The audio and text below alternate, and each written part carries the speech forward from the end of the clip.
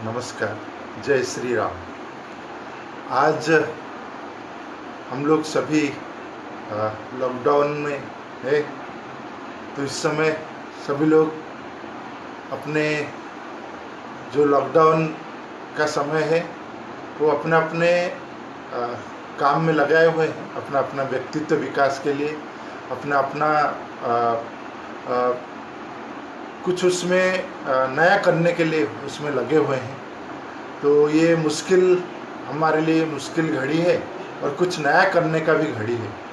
तो इस समय अभी ये लाइव वीडियो जितने लोग देख रहे हैं, जितने हमारे सब लोगों को मैं नमस्कार करता हूँ। और आज हम लोग एक अहम विषय पर चर्चा करने जा रहे हैं, वो है रामायण में मनुष्य के लिए क्या शिक्षा है।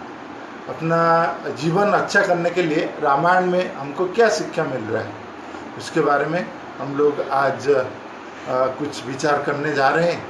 इस समय हम लोग देख रहे हैं कि 33 साल पुराना, 33 इयर्स पुराना रामायण और महाभारत सीरियल भी अभी दूरदर्शन में आ रहे हैं। आप लोग काफ़ी लोग उसको देखते भी होंगे और उसके बारे में देखते हुए उसको चिंतन मनन भी करते होंगे।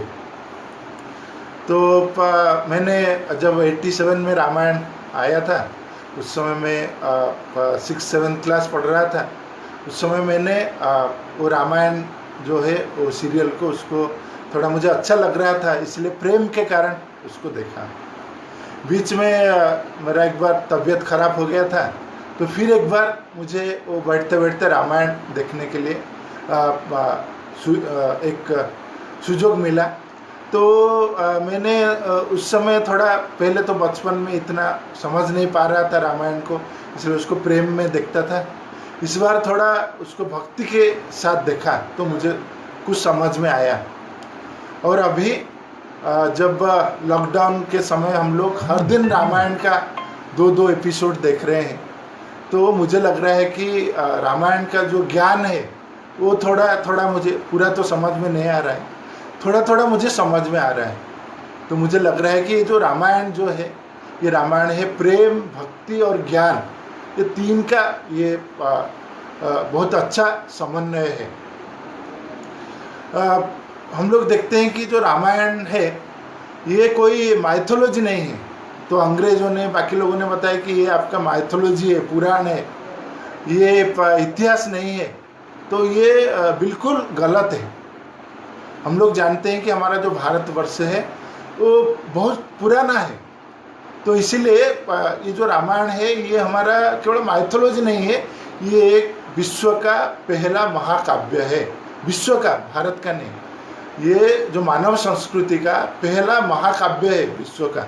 इसीलिए आज ही नहीं, पुरान युगों में, अतीत में भी लोग रामायण से प्रेरणा लेते थे, आज भी ले रहे हैं और आगे भी लेते रहेंगे। ये हमको समझना चाहिए। तो रामायण में बहुत सारे शिक्षा मिलता है। जब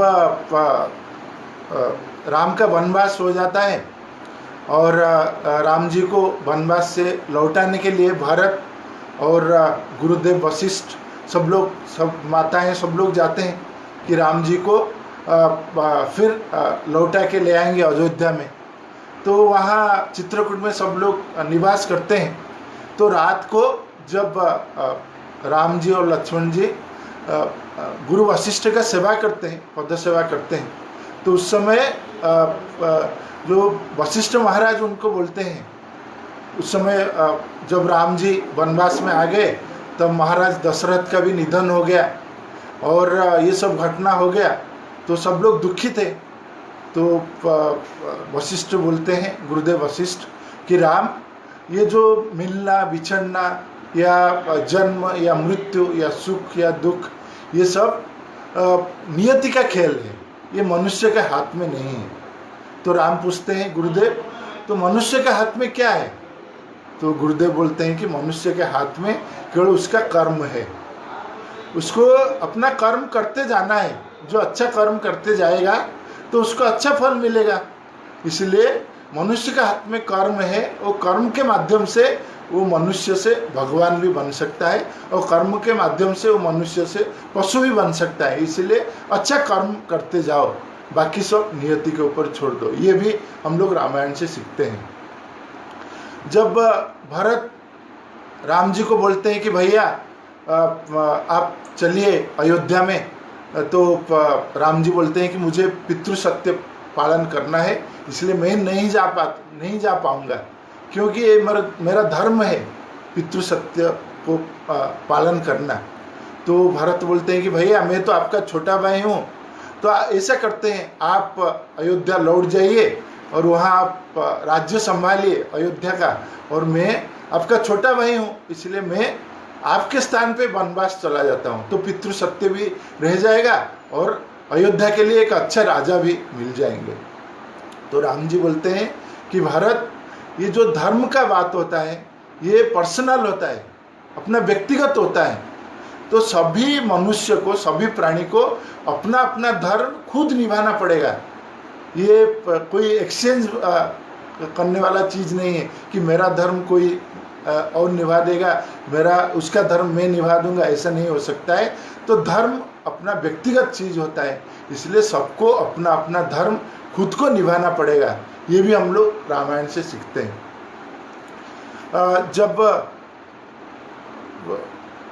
सीता जी का वनवास हो जाता है बाद में, और राम लक्ष्मण सब लोग दुखी है, उस समय राम जी जाते हैं अपना जो जनक, उनका ससुर जी है जनक जी, तो उनका घर में जाते हैं, क्योंकि जनक जी के जो पत्नी है सुनयना जी, वो जब सीता वनवास में चले जाते हैं तो दुखी होके वो बीमार पड़ जाते हैं। तो राम अपना सासू माँ को देखने के लिए जाते हैं।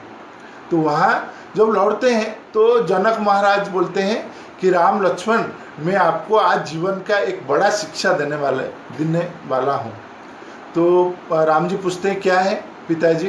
तो जनक महाराज बोलते हैं कि जो जीवन में जैसे सुख दुख होता है, ऐसा ही जीवन में शुक्ल पक्ष और कृष्ण पक्ष होता है, अंधेरा भी होता है और उजाला भी होता है।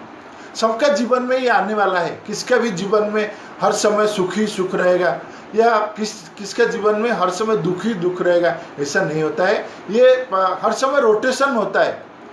तो आपको क्या करना है, जो महामानव होते हैं, जो अच्छा मनुष्य होते हैं, जब उनको दुख आता है, जब कृष्ण पक्ष का रात हो जाता है, तो चिंता नहीं करते हैं। वो अपने आगे जो शुक्ल पक्ष का रात आने वाला है उजाला, तो उसके लिए उन्होंने तैयारी करते हैं, दुख में खो जाते नहीं हैं, वो अपना तैयारी करते हैं। और वो दुख के समय भी वो अपना आशा का बीज लगाते हैं, ताकि जब ये निराशा का समय हट जाएगा, ये कृष्ण पक्ष का रात हट जाएगा, जब शुक्ल पक्ष आएगा, तब वो जो आशा का बीज उन्होंने कृष्ण पक्ष के समय, अंधारे समय में उन्होंने बीज लगाया था, वो उस समय जो शुक्ल पक्ष के समय वो वृक्ष होगा और उसको फल मिलेगा।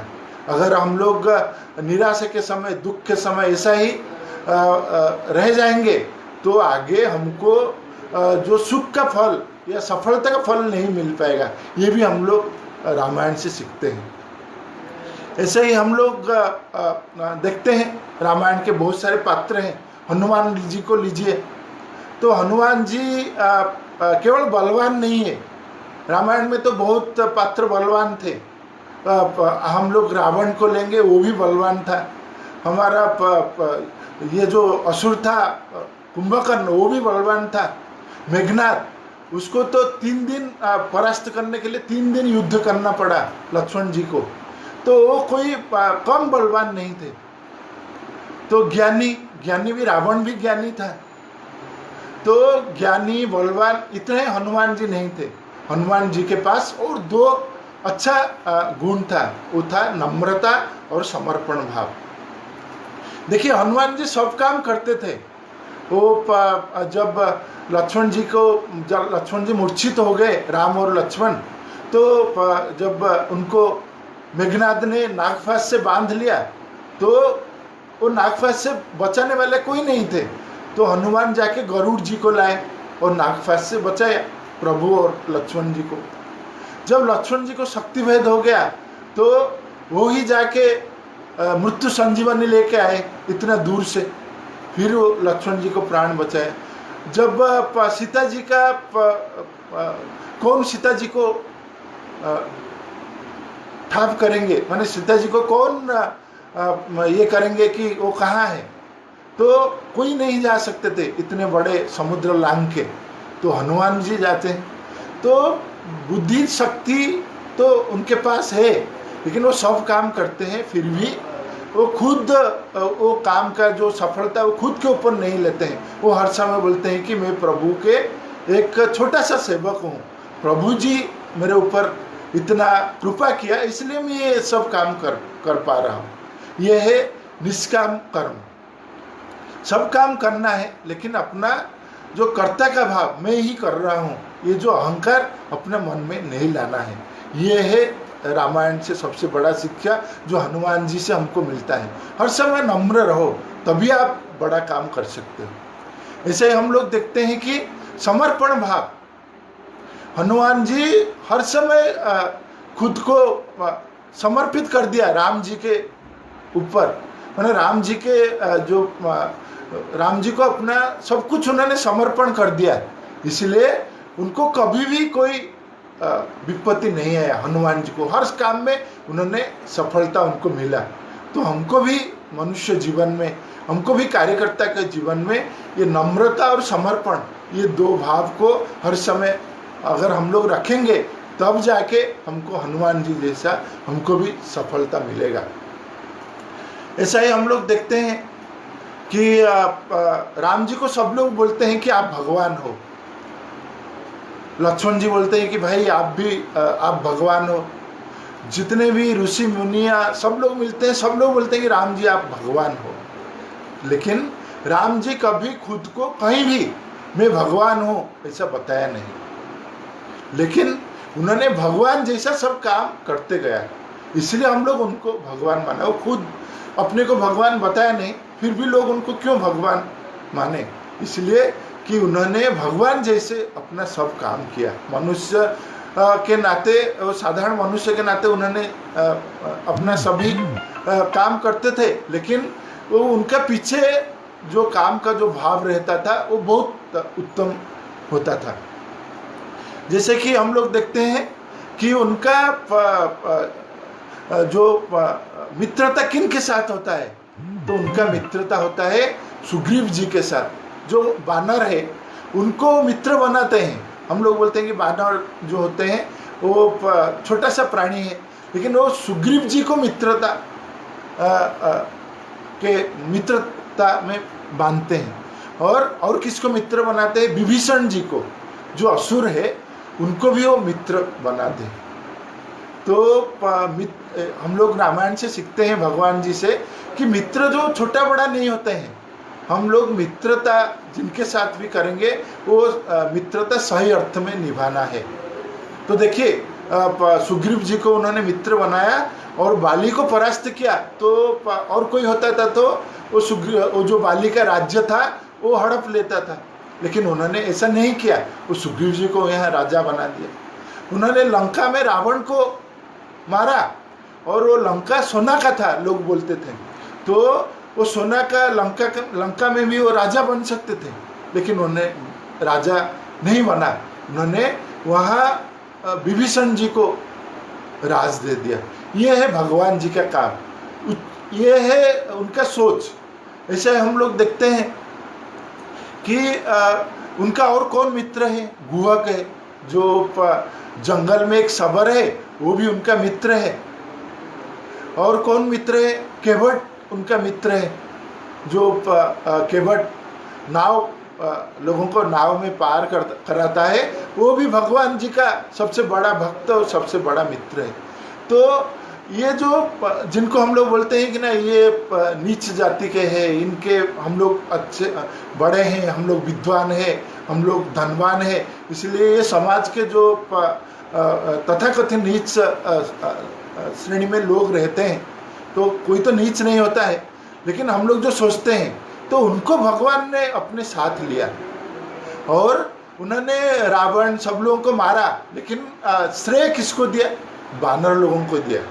वो आखिर में बोलते हैं कि ये जो वानर सेना है, वानर सैन्य दल है, वानर और भल्लुक, तो ये लोग नहीं होते थे तो मैं रावण को परास्त नहीं कर पाता था। तो ये है भगवान का गुण।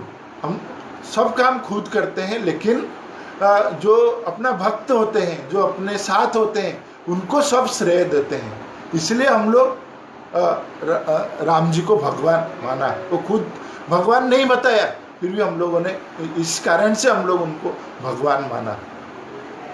हम लोग देखते हैं कि आर्य सुमंत्र जो अयोध्या के महामंत्री होते हैं, वो और लक्ष्मण जी के बीच में एक वार्तालाप चलता है।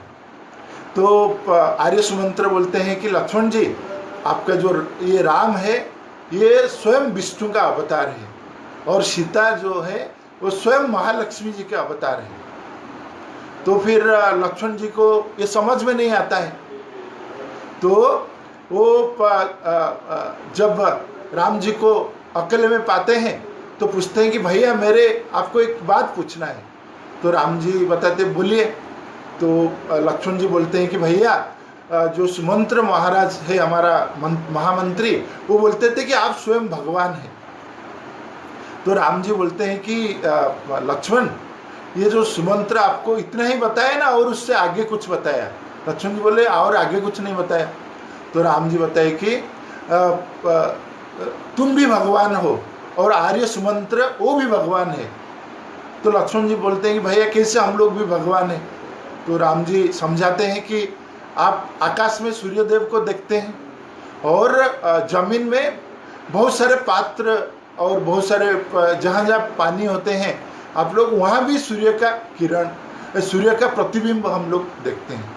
आकाश में भी सूर्य है, और सभी पात्र में, घड़े में, पुष्करणी में, सब जगह में जहाँ जहाँ पानी है वहाँ भी सूर्य भगवान है। तो जो मनुष्य ये जो पात्र में, घड़े में जो सूर्य का प्रतिबिंब है, उसमें और जो भगवान सूर्य में जो कोई भेद नहीं देखता है, वो सूर्य भी जैसे हैं, ये भी सूर्य ऐसा है, जो ये समझ लेते हैं वो भगवान बन जाते हैं। तो इसलिए आप भी भगवान हो और आर्य सुमंत्र भी भगवान है। तो ये बात हमको समझना है कि हर प्राणी के अंदर, हर जिनके पास जीवन है, हर प्राणी और उद्भिद जो भी उनके पास जीवन है, उनके पास हम लोगों को भगवान के जो सत्ता है उसको हम लोगों को समझना है। और हम लोग अगर ये समझ जाएंगे तो हमको कोई भी चीज़ हमको कभी दुख नहीं दे पाएगा, और कोई भी चीज़ हमको परेशान नहीं करेगा। ये भी शिक्षा हमको रामायण से मिलता है। ऐसे ही हम लोग देखते हैं कि जब राम जी का स्वयंवर होते हैं और राम जी शिव धनु को भग्न कर देते हैं, तभी भगवान परशुराम आ जाते हैं तुरंत गुस्सा होके। उन्हें बताते हैं, कौन ये मेरे जो आराध्य देव है भगवान शिव, उनका धनुष को कौन तोड़ा? तो राम जी बोलते हैं कि भगवान मैंने ही तोड़ दिया। तो उन्होंने बताया कि आपका इतना साहस? तो राम जी बोलते हैं कि भगवान मैं आपका भक्त हूँ, मैं आपका भक्त हूँ, इसलिए तो ये साहस मैंने कर पाया। तो वो और गुस्सा हो जाते हैं परशुराम। तो राम जी बोलते हैं कि भगवान आप अपने भक्त के ऊपर क्यों गुस्सा करते हो? आप तो बहुत महान हो, मैं तो छोटा सा हूँ राम, और आप महान हो परशुराम। तो इसलिए भगवान और भक्त के साथ क्या तुलना हो सकता है, इसलिए आप महान हो। तो ये सब बात सुन, जब वो जितना गुस्सा होते हैं परशुराम, वो राम जी उतना नम्रता से बात करते हैं। तो इसलिए वो गुस्सा होते होते फिर वो अचानक वो ठंडा हो जाते हैं हमारे भगवान परशुराम। तो ये बात हमको सीखना है कि कोई हमको कितना गुस्सा दिलाए, हम खुद गुस्सा नहीं होना है। हम हर समय नम्रता, अपना जो नम्रता का गुण है वो हर समय हमारे पास रखना है, तब जाके हम लोग बड़ा से बड़ा काम कर सकते हैं। क्योंकि जब आदमी गुस्सा हो जाता है, गुस्सा में वो अपना जो हिताहित ज्ञान, वो क्या करना चाहिए क्या नहीं करना चाहिए, वो उसको भूल जाता है। इसलिए जो कभी गुस्सा नहीं होता है, हर समय शांत रहता है, वो ही जीवन में आगे बढ़ सकता है। ये भी हम लोग रामायण से, भगवान राम से सीखते हैं। ऐसा ही हम लोग देखते हैं कि जीवन में कभी भी हम लोग राम जी अपना जो मित्र है सबर, गुहक जी को लेके वो जाते हैं भरद्वाज मुनि के आश्रम में। तो भरद्वाज मुनि सबको आसन देते हैं बैठने के लिए। तो सबर थे राम जी के मित्र, वो नीचे बैठते हैं। तो ऋषि बोलते हैं कि अरे आप ऊपर बैठिए, आप ऊपर बैठिए। वो बोलते हैं कि भगवान मैं नीच जाति का हूँ। तो भगवान जो महर्षि भरद्वाज बोलते हैं कि कोई नीच या उच्च ऐसा नहीं होते हैं, आप खुद को ही नीच समझ रहे हो, ये आपका सबसे बड़ा चीज है, आप महान हो। और आप खुद को राम जी का मित्र बताते हो, तो राम जी जैसा है, राम जी का मित्र भी ऐसा है, इसलिए आप ऊपर आसन ग्रहण कीजिए। तो इसलिए समाज में कोई छोटा बड़ा ऐसा नहीं होता है। तो इसलिए इसका शिक्षा भी हमको रामायण से मिलता है। तो हम लोग देखते हैं कि जो रामायण है, वो रामायण में सबके लिए कुछ ना कुछ सीखने का चीज़ है। तो अगर हम लोग रामायण को केवल रामायण सीरियल देखना है या रामायण को केवल पढ़ना है, इतना ही नहीं, हर समय उसको चिंतन और हर समय उसको मनन अगर हम लोग करेंगे, तब जाके हम लोग आगे बढ़ पाएंगे। रामायण का जो शिक्षा हमको आगे मिलता जाएगा। हम लोग देखते हैं कि रामायण में जब राम लक्ष्मण भरत शत्रुघ्न छोटे छोटे होते हैं और ऋषि महर्षि वशिष्ठ के आश्रम में जाके शिक्षा लेते हैं, तो जब शिक्षा समाप्त होते हैं तो महर्षि वशिष्ठ उनको दो ही बातें बोलते हैं। एक बोलते हैं कि आत्मदीपो भव, और दूसरा बोलते हैं कि सा विद्या जा विमुक्त है। तुम आज से तुम्हारा शिक्षा समाप्त हो गया, तुम अच्छे शिक्षार्थी बन गए, तो इसका मतलब है जीवन में आगे तुमको क्या करना क्या नहीं करना इसका समझ तुमको आ गया। इसलिए हर समय इसको ध्यान में रखो। और दूसरा उन्होंने बताते हैं आत्मदीपो भव। तो अपना जो हृदय में जो दीप है, जो अपना अंदर जो आत्मा है, हर समय उसको पूछ के काम करो। जब भी जीवन में आपको रास्ता नहीं मिल रहा है, कहाँ जाना है, क्या करना है, क्या नहीं करना है, जब आप जीवन में द्विविधा में फंस जाते हो, तो उस समय द्विविधा में आप हर समय अपना खुद का जो आत्मा है उसको पूछो, और आत्मा जो आपको रास्ता दिखाएगा वही रास्ता पे चलो। तब आपको कभी भी जीवन में असफलता नहीं मिलेगा, कभी आपको जीवन में दुख नहीं पहुंचेगा। तो इसलिए वो बोलते हैं कि आत्मदीपो भव। ऐसे ही हम लोग देखते हैं कि रामायण में जिनका भी बानर, उनका जय होता है, असुर लोगों का पराजय हो जाता है। हम लोग देखते हैं कि रामायण में कितने बड़े बड़े शक्तिशाली योद्धा वो भी पराजित हो जाते हैं। क्यों? क्योंकि उनके अंदर वो जो डिसिप्लिन वो नहीं है। हम लोग सोचते होंगे इतने बड़े राक्षस का जो सेना था रावण का, जो विश्व विजयी था, त्रिपुरा विजयी, उसको ये छोटा सा बानर सेना कैसे उसको पराजित कर दिया? ये बानर लोग कैसे पराजित कर दिए? क्योंकि बानर सेना में एकजुटता था, उनके अंदर एक डिसिप्लिन था, और सब लोग राम जी को ही मानते थे। राम जी जो कहेंगे वही काम हम लोग करेंगे। खुद का कोई अहंकार नहीं था कि मैं इतना बड़ा योद्धा हूँ। लेकिन रावण पक्ष में जो लड़ते थे वो खुद का ही अपना जो बड़ी माँ है वो दिखाते जाते थे कि मैं कितना बड़ा हूँ, मैं कितना बड़ा योद्धा हूँ, मैं कितना कर सकता हूँ। लेकिन वो वानर सेना में ऐसा नहीं था। सब लोग खुद को समर्पण कर दिए थे भगवान राम को, और एक ही छत्र छाया में वो युद्ध करते थे और अपना सभी लोगों का अहंकार वो एक बड़े जो धर्म के साथ उन्होंने मिला दिया था, इसीलिए वानर सेना का जय हुआ। इसलिए हम लोग अभी देखते हैं कि हमारे सामने बहुत बड़े बड़े विपत्ति आते हैं, तब हम लोग थोड़ा अस्त व्यस्त हो जाते हैं कि इतना बड़ा विपत्ति है, उसको हम लोग कैसे पार कर सकते हैं। तो वो भी हम लोग रामायण से सीखते हैं कि अगर राम जी छोटे से वानर लोगों को लेके अगर इतने बड़े त्रिपुर विजय रावण को पराजित कर सकते हैं, तो ये हमारे सामने जो विपत्तियां हैं, हमारे सामने जो ये छोटे छोटे विपत्ति आते हैं, वो तो बहुत छोटा है। इसको अगर हम लोग अपना जीवन को श्रृंखलित बना के, अहंकार मिटा के अगर हम लोग काम करते जाएंगे, तो हमारे आखिर में विजय ही विजय होगा। क्योंकि हर समय कितना अधर्म कितना बड़ा शक्ति हो, लेकिन आखिर विजय राम की होता है, आखिर विजय धर्म की होता है। ये शिक्षा हम लोग रामायण से लेना चाहिए।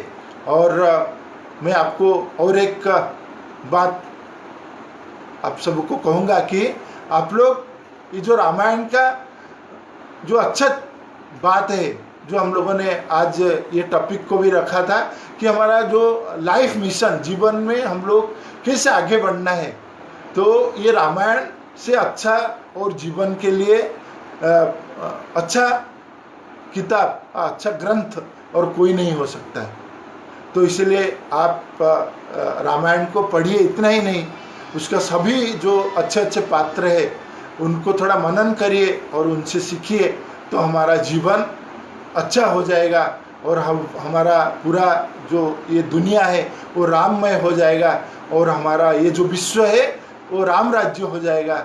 और हम लोग ये जो कोरोना, ये छोटा सा विपत्ति आया है, उसको भी हम लोग टाल पाएंगे।